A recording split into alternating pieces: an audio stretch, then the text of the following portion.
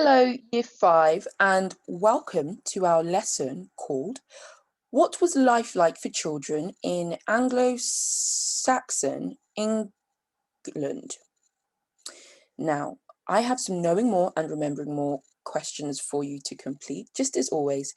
And so please ensure that you have some paper and a pen so that you can note your answers. So, question 1. Weaving and sewing was a major part of Anglo-Saxon women's lives. Is this true or is this false? Number 2. Who was the nun that founded Whitby Abbey? Was it Aethelflad, Winflad, Hilda, or Emma? Question 3.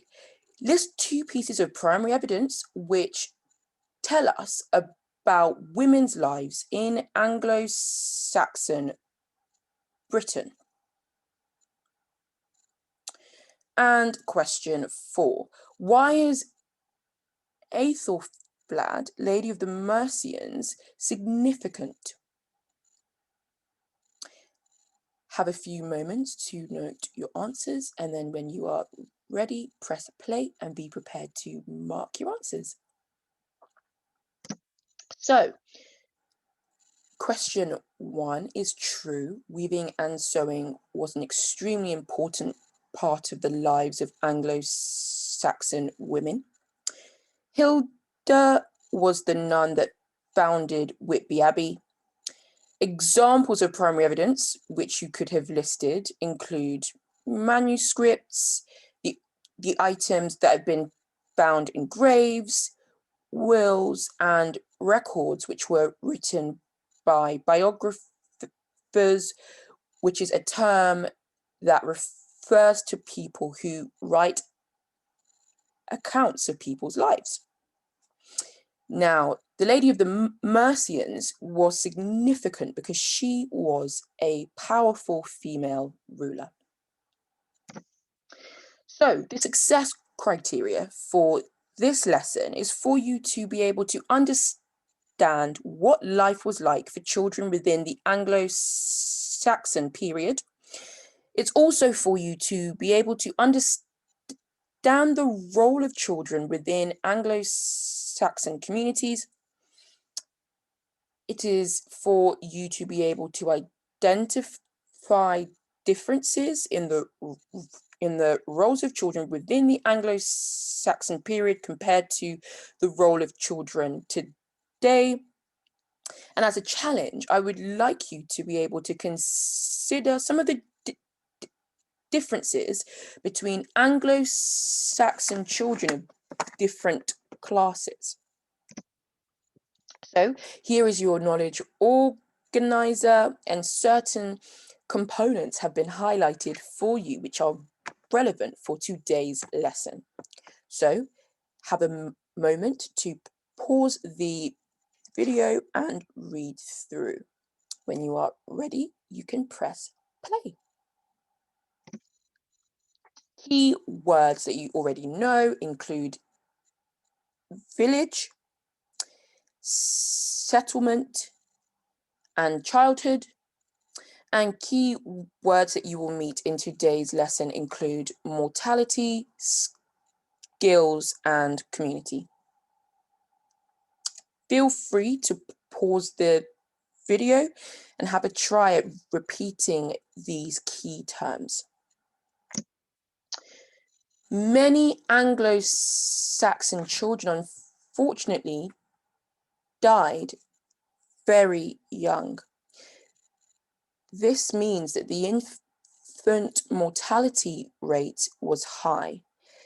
Some people think that approximately a third of children passed away before they turned 5. Many children, unfortunately, died from diseases of various kinds. Knowing what you know about the Anglo-Saxon period, why do you think so many children died from diseases? Take a moment, note your answer, and then when you're ready, press play.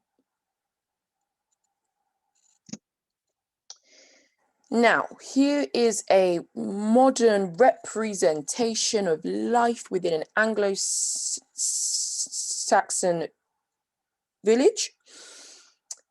And I'd like you to look at the different people within the image and think about what it is that they may be carrying out.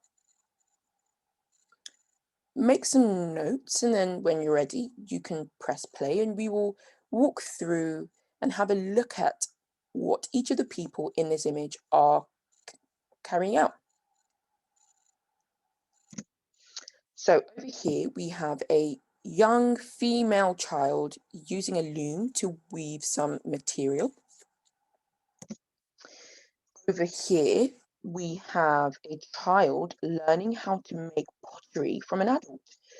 Now, pottery is referring to the items that you can see here, and these will be used for containers to put food in, to cook with, to carry water with, and so on.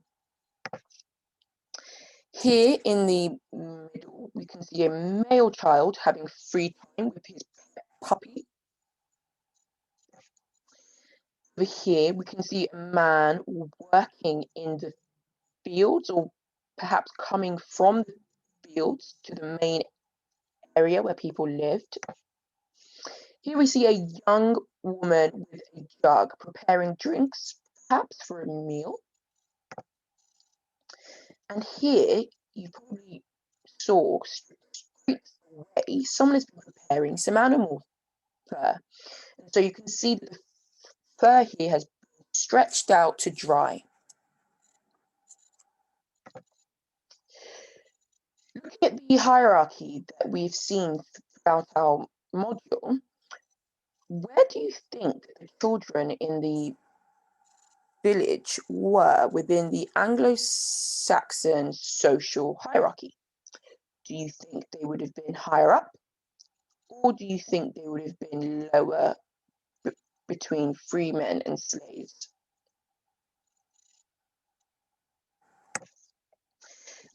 Like other people within the Anglo-Saxon society, children's lives and experiences depended on where they were within the social hierarchy. Now, children within the community. By the age of 10, children were viewed to be accountable, responsible, and ready for adult life. They had to work as hard as any adult and would be punished as adults if they stole anything or broke the law.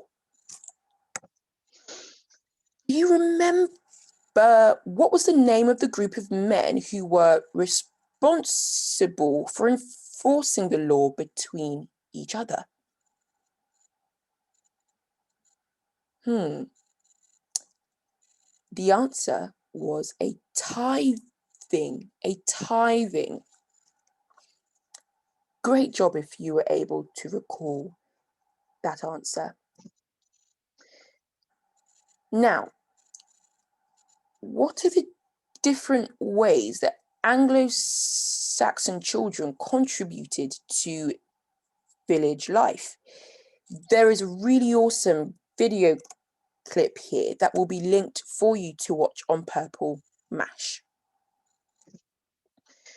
Now, children would begin working at a young age, learning the skills that they would need to run a home. So female children would learn how to spin wool, weave material, and look after their younger siblings. And brothers would learn how to hunt, look after the farm, and they would learn specialist skills like metal working. Now, looking at the items that are in the top right-hand corner of the screen, what do you think these are? What do you think that they could be made from? I would say to take a moment, note out what you think, and then when you're ready, press play and we will see how close you were. So these are bronze and bone Anglo-Saxon pieces used within gaming, probably used as counters within a board game of some kind. Here we can see more pieces. So it's important to be aware that Anglo-Saxon children did have time to play. There is evidence which shows us that children had simple toys like dolls made of rags or wood, toy animals, dice, and board games. However, it is important to also know that most of the children within this period did not go to school. The only schools that existed within the Anglo-Saxon period were attached to churches, and they were designed to teach future monks and nuns how to read and write. So, in light of this, who do you think went into learning how to be a nun or a monk? What do you think their place was within the social hierarchy? Let's see. Some families sent their children to live with the church. This sometimes happened when a wealthy family didn't have enough land to pass on to all of their children.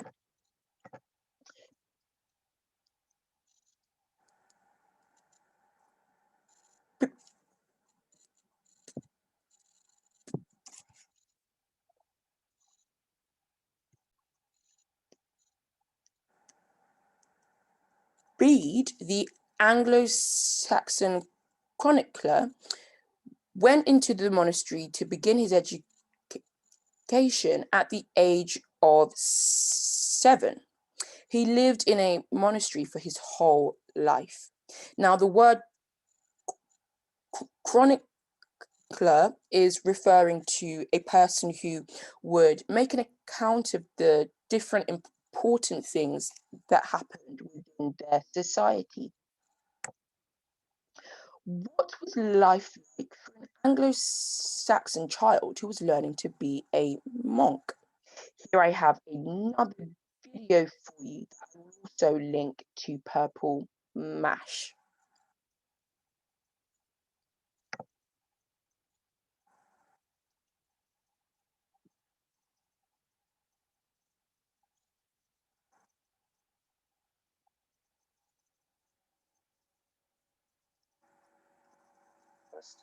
We rise at the beginning of a bell. There is no moment for idleness or self-indulgence. Everywhere peace, everywhere serenity, and a marvelous freedom from the tumult of the world.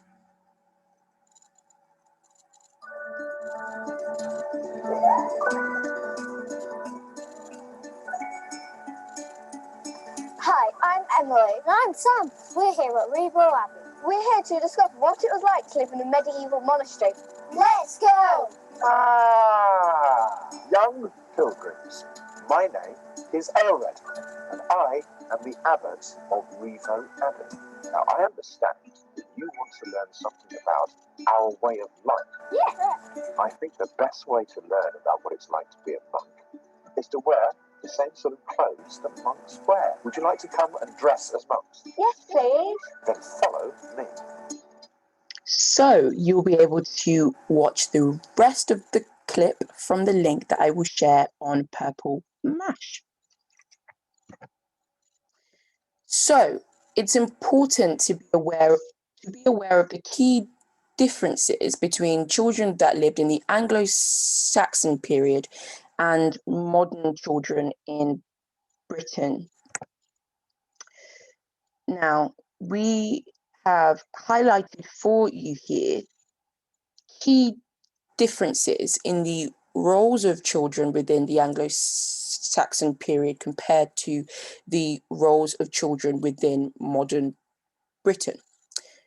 In modern Britain, children's roles include being supported by their families, whereas in the Anglo-Saxon period, children had to contribute to supporting their families and communities through working from a very young age.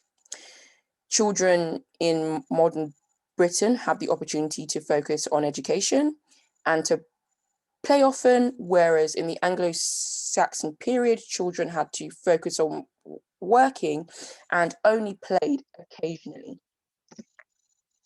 Can you think of any other differences? So, to conclude, children were viewed to be responsible and ready for adult life from the age of 10.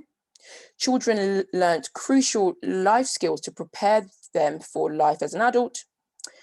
Most children did not receive an education. However, wealthier children learned to read and write through training to become nuns and monks. And all children in modern Britain can receive an education and spend more time playing than the average child in Anglo-Saxon Britain did. So, great job for completing our history lesson. Now complete the to-do on purple. Mash.